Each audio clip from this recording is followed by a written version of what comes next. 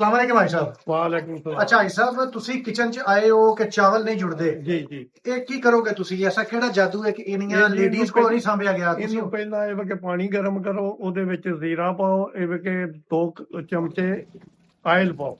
ਇਹ ਚਾਵਲ ਨਵੇਂ ਚਾਵਲ ਸਨ? ਜੇ ਨਵਾਂ ਚਾਵਲ ਸਮਝ ਅੱਛਾ, ਨਵੇਂ ਚਾਵਲ ਸਨ ਤੇ ਇਹਨਾਂ ਨੇ ਤੁਹਾਨੂੰ ਆਖਿਆ ਕਿ ਚਾਵਲ ਜੁੜ ਨਾ ਜਾਣ। ਜੋੜਨਾ ਜਾ ਇਹ ਕਿਵੇਂ ਨਹੀਂ ਜੁੜਨਗੇ? ਤੁਸੀਂ ਕੀ ਕਰੋਗੇ? ਇਹ ਇਸ ਤੋਂ ਨਹੀਂ ਜੁੜਨਗੇ ਕਿ ਅਸੀਂ ਇਹਨਾਂ ਨੂੰ ਇਹ ਕਿ ਸਿਰਫ ਉਬਲਦੇ ਪਾਣੀ ਤੇ ਸਿਰਫ 4 ਮਿੰਟ ਬੋਇਲ ਕਰਾਂਗੇ। ਸਿਰਫ 4 ਮਿੰਟ? 4 ਮਿੰਟ। ਉਸ ਤੋਂ ਬਾਅਦ ਅਸੀਂ ਇਹਨੂੰ ਇਹ ਕਿ ਗੋਸ਼ਤ ਦੇ ਅੰਦਰ ਸੁੱਟ ਦਿਆਂਗੇ, ਦਮ ਤੇ ਲਾ ਦਿਆਂਗੇ। ਬਾਕੀ ਜਿਹੜਾ 80% ਹੈ ਉਹਦੇ ਵਿੱਚ ਉਹ ਗਲ ਜਾਏਗਾ ਦਮ ਤੇ। ਅੱਛਾ, 4 ਮਿੰਟ ਗਾਲਣ ਤੋਂ ਬਾਅਦ, ਤੁਸੀਂ ਬੋਇਲ ਹੋਣ ਤੋਂ ਬਾਅਦ ਤੁਸੀਂ ਇਸ ਨੂੰ ਗੋਸ਼ਤ ਵਿੱਚ ਪਾ ਦਿਓਗੇ ਔਰ ਬਾਕੀ ਜਿਹੜਾ ਇਹਦਾ 80% ਜਿਹੜਾ ਗਲੇਗਾ ਇਹ ਚਾਵਲਾਂ 'ਚ ਗਲੇਗਾ। 20% ਜਿਹੜਾ ਇਹ ਚਾਵਲਾਂ 'ਚ ਗਲੇਗਾ, 80% ਇੱਥੇ ਨੇ ਗਲ ਜਾਣਾ। ਅੱਛਾ, 4 ਮਿੰਟ 'ਚ? ਜੀ ਹਾਂ, ਠੀਕ। ਤੇ ਆਈ ਸਾਹਿਬ, ਇਹ ਮਾਸ਼ਾਅੱਲਾ ਤੁਸੀਂ ਜਿਹੜਾ ਕੰਮ ਹੈ ਕਿੱਥੋਂ ਸਿੱਖਿਆ?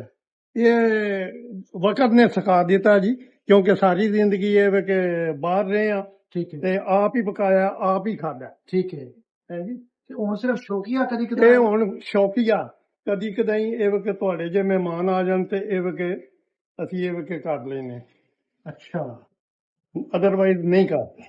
ਠੀਕ ਹੈ। ਠੀਕ ਹੋ ਤੇ ਗਿਆ। ਇਹਦਾ ਮਤਲਬ ਹੈ ਆਈ ਸਾਹਿਬ ਫਿਰ ਵਕਤ ਸਭ ਤੋਂ ਬੜਾ ਉਸਤਾਦ ਹੈ। ਵਕਤ ਸਭ ਤੋਂ ਵੱਡਾ ਉਸਤਾਦ ਹੈ। ਚਲੋ ਠੀਕ ਹੈ, ਅੱਜ ਦਾ ਸਾਡਾ ਲੈਸਨ ਲਰਨ ਡੇ ਵੇ ਕਿ ਵਕਤ ਸਭ ਤੋਂ ਬੜਾ ਉਸਤਾਦ ਹੈ। ਬਿਲਕੁਲ।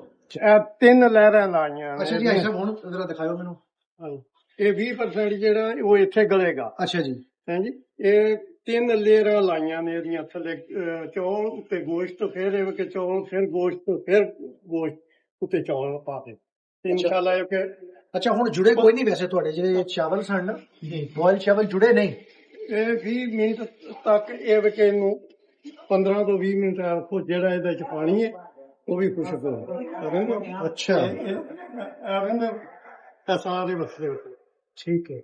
ਅੱਛਾ, ਇਹਦਾ ਅਗਰ ਜਿਹੜੇ ਲੋਕ ਆਂਦੇ ਨੇ ਕਿ ਚਾਵਲ ਇਹ ਜੁੜ ਜਾਂਦੇ ਨੇ, ਉਹਨਾਂ ਵਾਸਤੇ ਤੁਸੀਂ ਕੀ ਮੈਸੇਜ ਦਿੰਦੇ ਹੋ? ਮੈਂ ਮੈਸੇਜ ਦਿਆਂਗਾ, ਅਗਰ ਉਹ ਇਹ ਕਿ ਪਹਿਲਾਂ ਇਹਨੂੰ ਇਹ ਕਿ 80% ਇਹ ਕਿ ਗਾਲ ਕੇ ਤੇ ਪਾਣਗੇ ਤੇ ਦਮ ਤੇ ਇਹ ਕਿ 20% ਗਾਲਾਂਗੇ। ਤੇ ਮਤਲਬ 4 ਮਿੰਟ ਇਹਨੂੰ ਪਹਿਲੇ ਬੋਇਲ ਕਰ ਲੈਣ? 4 ਮਿੰਟ। 4 ਮਿੰਟ ਬੋਇਲ ਕਰਨ ਫਿਰ ਪਾਣ, ਚਾਵਲ ਨਹੀਂ ਗਲੇਗਾ, ਚਾਵਲ ਜੁੜੇਗਾ ਨਹੀਂ? ਜੁੜੇਗਾ। ਚਲੋ ਠੀਕ, ਥੈਂਕ ਯੂ। ਆਈ ਸਾਹਿਬ, ਇੱਕ ਵਾਰੀ ਥੰਬਸ ਅਪ ਕਰ ਦਿਓ।